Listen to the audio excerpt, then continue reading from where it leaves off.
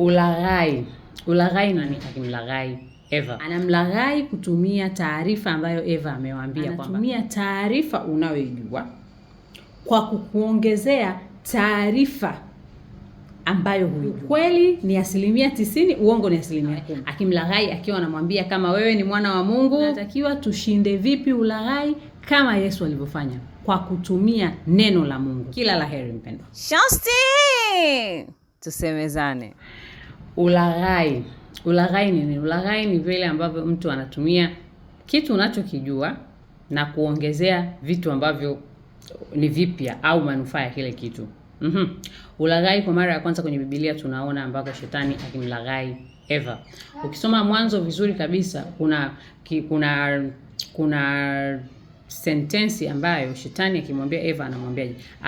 Anamuuliza, nimesikia kwamba Mungu amewaambia hamruhusiwi kula matunda ya mti wote. Ule ni ulaghai. Sawa? Eva anamjibu, anamwambia, hapana, tumeambiwa tule yote lakini sio mti wa katikati. Anamjibu shetani, anamwambia sasa kupitia alichompa taarifa Eva, anamlaghai kutumia taarifa ambayo Eva amewaambia kwamba tunaruhusiwa miti yote kasoro mti wa katikati. Anamlaghai kwa kumwambia, yaani ni kama siwezi kuquote exactly kama kilichoandikwa kwenye Biblia, lakini anamwambia kwamba mnajua mkila mti wa katikati utapata uzima.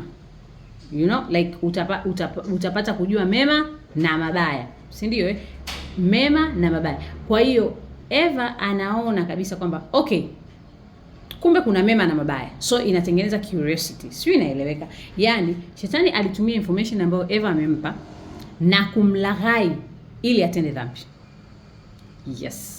Kwa hiyo ulaghai ni vile ambavyo mtu anatumia taarifa unayojua kwa kukuongezea taarifa ambayo huijui. Yaani, yes, amli mti wa katikati.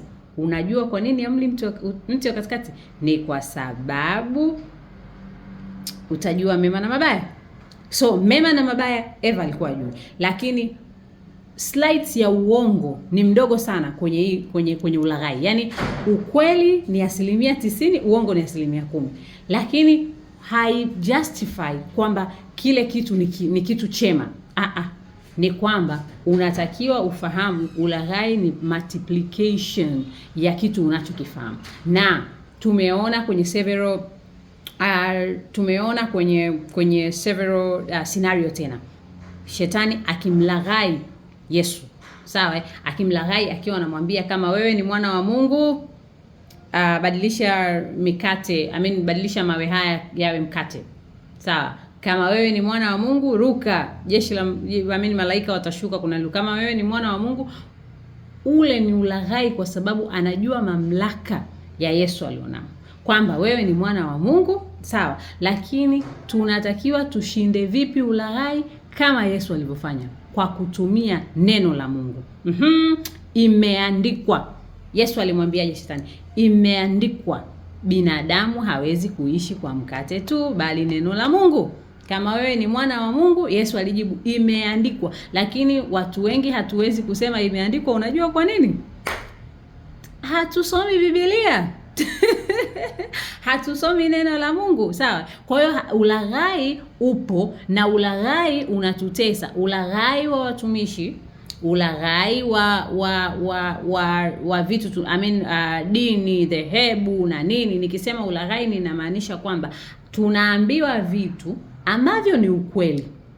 Sawa? Lakini hatuwezi kuushinda huo ulaghai kwa sababu hatuna imeandikwa. Ndio maana watu wengi tunatapatapa kwenye imani yetu kwa sababu ulaghai ni mwingi lakini hatuna imeandikwa. Kwa hiyo unapoona kuna ulaghai au ukifanya tafakari ya kuona kwamba mbona huyu mtu anatulaghai?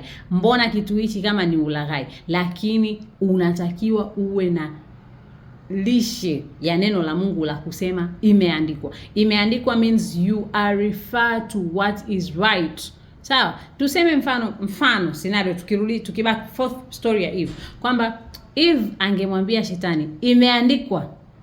Sawa?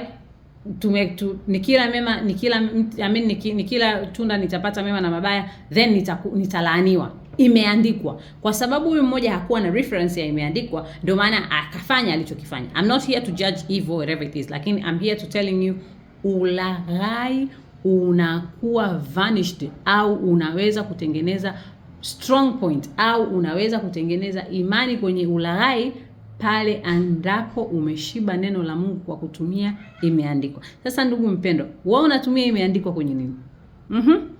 Imeandikwa kwenye nini? Pale ambapo wanakuambia inabidi ufanye hivi, unaweza kutumia kwamba imeandikwa, Biblia imesema 1 2 3 4 5. Maandiko yamesema 1 2 3 4 5, ili tuepukane na ulaghai unaoenda ambao upo duniani kote.